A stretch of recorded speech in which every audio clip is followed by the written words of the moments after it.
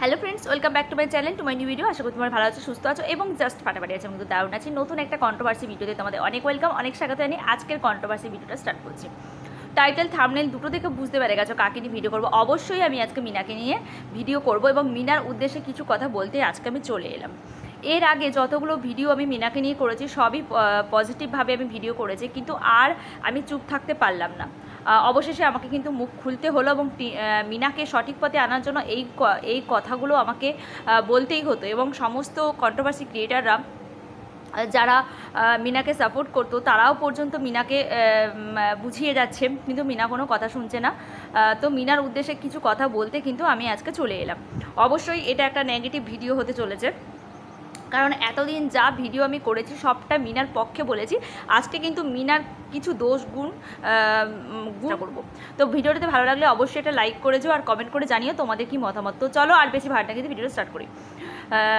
আমরা সবাই জানি যে এই মিনার এই পরকীয়ার ব্যাপারটা সোশ্যাল করেছিল কিন্তু দীপ, মানে ওর হাজব্যান্ড। এক্ষেত্রে মিনা কিন্তু অনেক রিকোয়েস্ট করেছিল ওর হাজব্যান্ডকে এবং সেকেন্ড চান্স চেয়েছিল, কিন্তু সেই সেকেন্ড চান্সটা কিন্তু আমাদের দীপ কিন্তু দেয়নি। তো এইভাবে কিন্তু সোশ্যাল মিডিয়াতে সবটা সোশ্যাল করা কিন্তু একদমই দীপের ঠিক হয়নি বলেই কিন্তু আমরা এতদিন যারা সাপোর্ট করতাম মিনাকে সমভাবে কিন্তু সাপোর্ট করে গেছি। কারণ মানুষ মাত্রই ভুল করে, তো একটা চান্স অন্তত বাচ্চাটার জন্য একটা চান্স দেওয়া খুব দরকার ছিল। এদিক থেকে আমরা দেখতে পাই যে স্যান্ডি কিন্তু ম্যান্ডির হাতটা কিন্তু এত কিছুর পরেও কিন্তু ম্যান্ডির হাতটা ছাড়েনি, ওকে বারবার কিন্তু চান্স দিয়ে গেছে। তো এখান থেকেও কিন্তু কিছু শিক্ষা নেওয়া দরকার যে ভালোবাসা কী জিনিস। দেখো, সবটাই কিন্তু টাকা হতে পারে না যে ম্যান্ডি টাকা আছে বলেই স্যান্ডি ওকে ইউজ করছে, এরকমটা কিন্তু নয়। স্যান্ডির বাড়ির অবস্থা এমন কিছু খারাপ বলে আমার মনে হয় না, কারণ ওর বাবার দিকটা দেখতে গেলে ওর বাবা যথেষ্ট ভালো টাকা রোজগার করে পূজা আর্চা করে এবং বাড়িঘরও যথেষ্ট সুন্দর, আর স্যান্ডি একটাই ছেলে। তো সেক্ষেত্রে কিন্তু স্যান্ডি যে টাকার জন্য যে ম্যান্ডিকে সাপোর্ট করেছে তা নয়, শুধুমাত্র ভালোবাসার জোরে কিন্তু ম্যান্ডির হাতটা কিন্তু মানে এত কিছু হয়ে গেছে, এত ঝড় বয়ে গেছে, কিন্তু ম্যান্ডির হাত কিন্তু ছাড়েনি। কিন্তু আমাদের এদিকে দীপ পুরো সোশ্যাল মিডিয়া ব্যাপারটাকে সোশ্যাল করেছে বলেই কিন্তু আজ আমরা কিছু কন্ট্রোভার্সি ক্রিয়েটাররা দাঁড়িয়ে মিনার ফরে কিন্তু আমরা কথা বলেছি। সবটাই কিন্তু ঠিক চলছিল, মিনা সুন্দরভাবে ভিডিও করছিল, কিন্তু এখন ইদানিং যে মিনার যে সমস্ত কার্যকলাপগুলো দেখছি সেগুলো একটা কার্যকলাপও আমার ভালো লাগছে না। আমার কেন বলবো, প্রত্যেকটা ভিউয়ার্সেরই কিন্তু ভালো লাগছে না।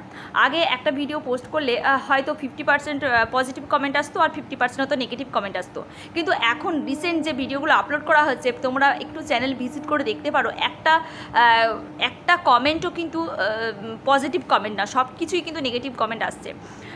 সত্যি কথা বলতে কি, মিনা যেটা করছে সেটা পুরো লাগাম ছাড়া মানে লাগাম ছাড়া। প্রথমত বলবো বাড়ির কোনো শাসন নেই, মা বাবার কোনো শাসন নেই। যে মেয়ে, সত্যি কথা বলতে অন্যায়টা কিন্তু মিনাই করেছে, যতই দীপ ওকে টর্চার করুক না কেন মেন্টালিভাবে বা যা কিছু করুক না কেন, অন্যায়টা কিন্তু একমাত্র মিনাই করেছে। কারণ পরকীয়ায় লিপ্ত হয়েছে কিন্তু মিনা, এদিকে কিন্তু দীপ না, দীপ কিন্তু পরকীয়ায় লিপ্ত হয়নি, লিপ্ত হয়েছে কিন্তু মিনা। তাই মিনার সমস্ত দোষটা কিন্তু মিনা। সব কিছু ঠিকঠাক ছিল যে মিনা ওখান থেকে দীপের বাড়ি ছেড়ে চলে এসেছে নিজের বাড়িতে, কিন্তু একটু বাবা মাকেও একটু বোঝাতে হতো যে না, যেটা করছে ভুল কাজ করছে।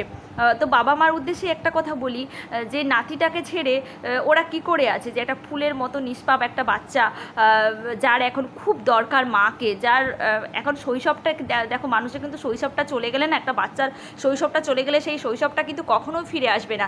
ওই বাচ্চাটি যখন বড় হবে, যখন ওদের এই মায়ের এইসব ভিডিওগুলো দেখবে, তখন ওর মায়ের প্রতি কী মেন্টালিটি হবে, কী ধারণা হবে তোমরাই বলো ভিউয়ার্সরা। তো সেদিক থেকে অন্তত বাঁচো। ঠিক আছে, তীর্থস্থানে গেছে, সবটাই আমরা দেখছি, হাসি খুশি আড্ডা গান বাজনা সব কিছুই চলছে, ঠিক আছে। মানুষ সমস্ত কিছু দুঃখ কষ্ট ভুলে লাইফটাকে এনজয় করে, কিন্তু এনজয় মানে এই নয় যে লাগাম ছাড়া এনজয়, যেটার কোনো ভ্যালু নেই জীবনে, যেটা কোনো ভ্যালু নেই।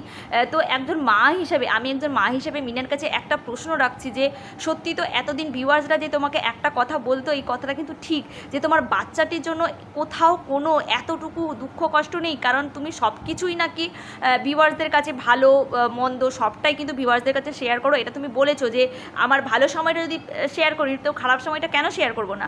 তোমার ওই যে বড়দিনাকে যখন মারা গেছিলো তখন ওই পোস্টটাও তুমি করেছিলে, করে বলেছিলে যে আমার ভালো কিছু যখন আমি শেয়ার করছি তখন খারাপটাও আমার শেয়ার করাটা দরকার, কারণ একটা ব্লগিং চ্যানেল মনে সব কিছুই ওর মধ্যে থাকবে, ভালো খারাপ দুঃখ কষ্ট হাসি কান্না সবটা মিলিয়ে কিন্তু একটা ব্লগিং চ্যানেল, যেহেতু সারা জীবনের লাইফস্টাইল আমরা দেখতে পাই। কিন্তু সেই সারা জীবনে সেই কার্যকলাপের মধ্যে সারা ডের সেই কার্যকলাপের মধ্যে কোথাও কি কোনো তোমার বাচ্চাটার কোথাও কি কোনো ইম্পর্টেন্স তোমার কাছে নেই?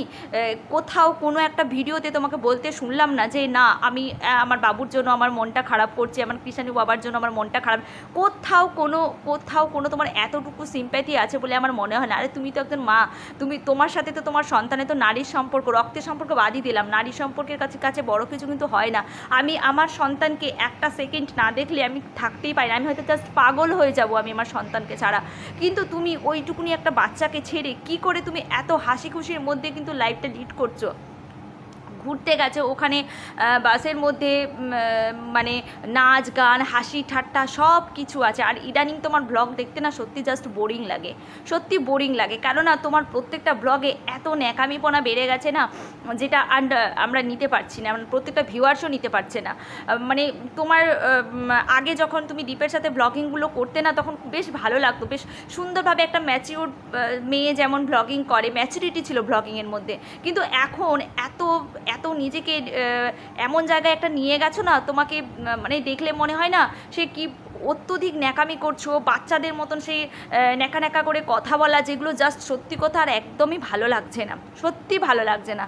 জাস্ট তোমার ব্লগিংগুলো এখন জাস্ট আর দেখতেই ইচ্ছা করে না, কারণ ওই ব্লগিংয়ের মধ্যে কোনো প্রাণ নেই, সবটাই মনে হচ্ছে অভিনয়, সবটাই মনে হচ্ছে মেকি, সবটাই মনে হচ্ছে তোমার প্রত্যেকটা পায়ের যে স্টেপ ফেলছো প্রত্যেকটা স্টেপ তোমার ভুল। তাই আমরা যারা কিছু ক্রিয়েটার আছে তোমাদের এই ভুলগুলো আমরা চোখে দেখিয়ে দিচ্ছি বারবার, কিন্তু তা সত্ত্বেও কিন্তু তুমি ওই ভুলগুলো কিন্তু সংশোধন করছো না। আর তোমার মা তোমাকে পুরো দমে সাপোর্ট করছে, তাই তুমি ভাবছো যে না ঠিক আছে আমার ফ্যামিলি তো আমাকে সাপোর্ট করছে, আমি এইরকমভাবে চলতে থাকি। কিন্তু তুমি এইরকমভাবে চলছো ঠিক আছে, কিন্তু ওই বাচ্চাটার কথা কি তোমার একটু মনে পড়ে না? আর তুমি যার সঙ্গে সংসার করবে ভাবছো সেই ছেলেটি কিন্তু একদমই মোটেও ঠিকঠাক ছেলে বলে আমার মনে হয় না, কারণ তার কিছুদিন আগে যে কণ্ঠস্বরটা রিভিল হয়েছিল, যে ভয়েস কল রেকর্ডটা রিভিল হয়েছিল, যেটা ভাইরাল হয়েছিল, তো সেটা আমরা সমস্ত কিছু আমরা দেখেছি, যে ভয়েস রেকর্ডিংয়ে যে সরকারের যে গলা বা ওর যে ভাষাগুলো সমস্তটাই কিন্তু আমাদের শোনা। তাই কোনো অ্যাঙ্গেল থেকে আমাকে মনে হয় না যে ওই ছেলেটি তোমাকে সুখী করতে পারবে, ওই ছেলেটি তোমার জন্য কিন্তু যোগ্য না, ওই ছেলেটি তোমার জন্য কিন্তু যোগ্য না। আজ তোমার এত প্রতিপত্তি আছে, ইউটিউবে তুমি ভালো টাকা রোজগার করছো বলেই কিন্তু ছেলেটি তোমার পেছনে পড়ে আছে। এই কথাটা বারবার তো কিন্তু তোমাকে সবাই বোঝানোর চেষ্টা করছে, তুমি কিন্তু কোনো কথা কারোর কথা কান দিচ্ছ না। তাই এই কথাগুলো সত্যি বলার খুব দরকার ছিল, যেটা তোমার বাবা মায়ের উচিত, তোমার পরিবারের লোকেদের উচিত তোমাকে এই কথাগুলো বোঝানো। সেই কথাগুলো তোমাকে কিন্তু কেউ বোঝায় না বলেই হয়তো আমাদের এই কিছু ক্রিয়েটার তোমাকে এই বোঝানোর চেষ্টা করছে। তুমি এখন সত্যি কথা বলতে তুমি এখন আনন্দের মধ্যে ভেসে আছো, তোমার মধ্যে কোনো দুঃখ কষ্ট কিচ্ছু নেই। তুমি ভাবছো যে লাইফটাকে আমি এভাবেই এনজয় করব এবং সামনের দিকটা আমি আমার বয়ফ্রেন্ডকে নিয়ে আমি খুব সুখে থাকবো। কিন্তু দেখো তোমার সন্তানকে ছেড়ে কিন্তু তুমি কখনোই ভালো থাকতে পারবে না। বা জানতাম ছেলেটি খুব ভালো, আমার মনে হয় না কোনো অ্যাঙ্গেল থেকে ছেলেটিকে ভালো বলে আমরা অন্তত বলতে পারি না। তো যাই হোক বন্ধুরা, তোমাদের এই কথাগুলো কেমন লাগলো অবশ্যই কিন্তু জানিও। ভালো লাগলে অবশ্যই ভিডিওটা একটা লাইক করো, শেয়ার করো, আর তোমাদের কমেন্ট কিন্তু অবশ্যই করো যে আমার এই কথাগুলো তোমাদের কেমন লাগলো, তোমরা আমার পক্ষে না বিপক্ষে সেটাও কিন্তু জানিও। আর মিনার প্রতি তোমাদের কি মন্তব্য সেটাও কিন্তু আমাকে কমেন্ট বক্সে জানিও। তো চলো আজকে মতো তোমার থেকে বিদায় নিচ্ছি, পরের বারে তোমাদের দেখা যায় নেক্সট কোনো একটা ভিডিওতে। সুস্থ থেকো, ভালো থেকো, সাবধান থেকো, আজকের মতন টাটা।